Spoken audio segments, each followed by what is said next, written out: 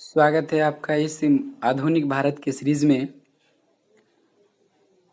इस वीडियो में हम डिस्कस करेंगे अंग्रेज़ एवं फ्रांसीसी के बीच जो संघर्ष हुआ था उससे संबंधित सभी एमसीक्यू प्रश्न, साथ ही में इसकी व्याख्या। ये सभी प्रश्न जो है वो किसी न किसी पीसीएस एग्ज़ाम या वनडे एग्ज़ाम में पूछा गया है, तो जुड़े रहिए लास्ट तक। पहला क्वेश्चन जो है वो है कि वह कौन सा अंग्रेज जनरल था जिसने 1760 में वांडीवास के युद्ध में काउंट डी लैली को पराजित किया था। तो सबसे पहले याद रखिएगा यह युद्ध के बारे में कि यह युद्ध कब हुआ था। 1760 में वांडीवास का युद्ध हुआ था अंग्रेज और फ्रांसीसी के बीच। तो पूछा जा रहा है कि अंग्रेज जनरल उस समय कौन था इस युद्ध में। तो अंग्रेज जनरल जो था वो था जनरल आयरकुट, ऑप्शन डी जो है वो सही है। और फ्रांसीसी की तरफ से युद्ध था वो कौन था, काउंट डी लैली।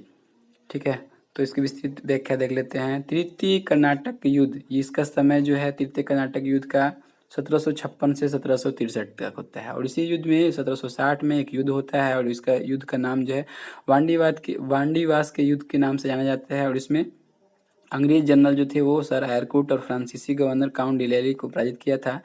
इस पराजय के साथ ही फ्रांसीसी शक्ति के सफाया हो गया था। तो 1760 में वांडीवास का युद्ध हुआ था, इसको याद रखिएगा। आगे देखते हैं, हैदराबाद के निज़ाम के राजवंश का क्या नाम था। तो राजवंश का नाम पूछा जा रहा है हैदराबाद के निज़ाम का, तो वो नाम था निज़ाम शाही।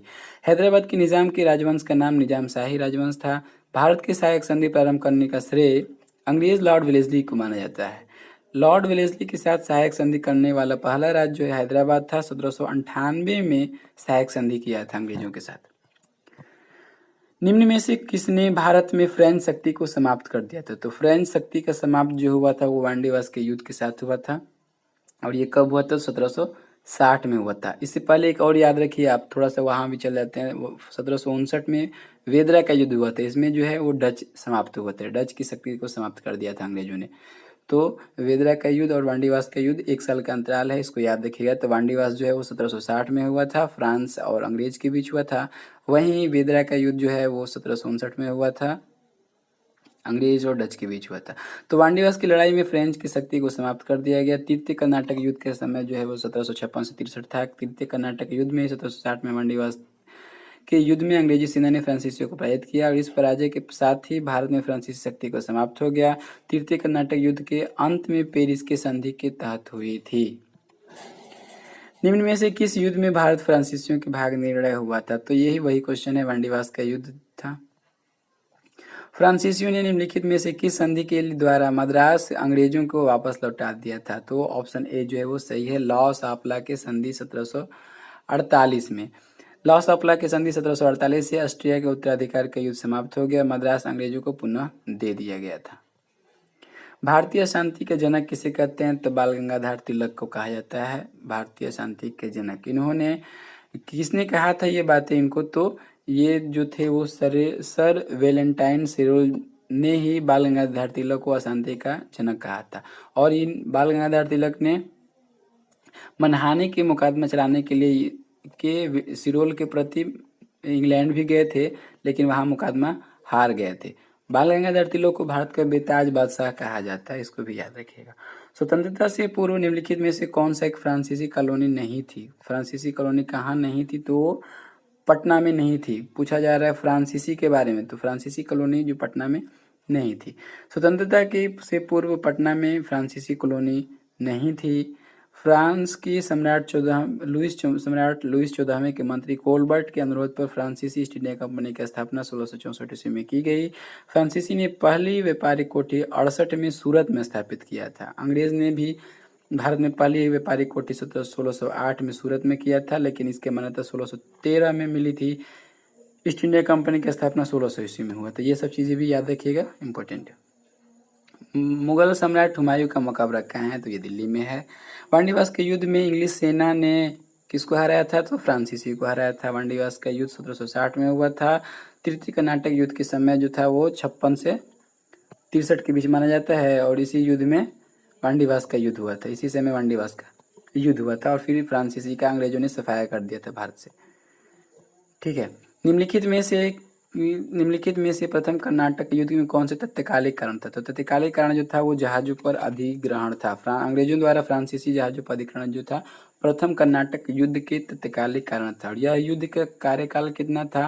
कार्यकाल जो था वो 46 से 48 था। याद रखिए, प्रथम कर्नाटक युद्ध का कार्यकाल 46 से 48 था। आप कमेंट बॉक्स में बताइए कि द्वितीय कर्नाटक युद्ध का कार्यकाल क्या था, क्योंकि मैं पहला और तृतीय के बता चुका हूँ। 1740 में आरंभ हुआ, का विस्तार हुआ था।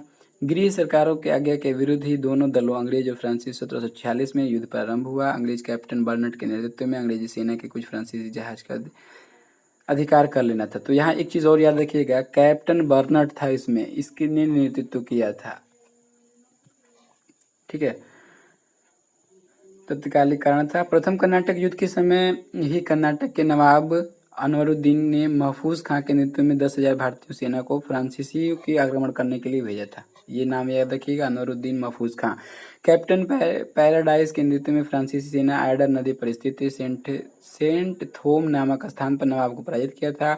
यूरोप के युद्ध बंद होते ही कर्नाटक का प्रथम युद्ध समाप्त हो गया था और एला सापला का संधि हुआ था, से ऑस्ट्रेलिया के उत्तराधिकार युद्ध समाप्त हुआ था। एला सापला का संधि जो है प्रथम कर्नाटक युद्ध के बाद हुआ था 1748 में, तथा मद्रास अंग्रेजों को पुनः प्राप्त हो गया। कर्नाटक के प्रथम युद्ध सेंट ज्यूम के युद्ध के लिए स्मरणीय है।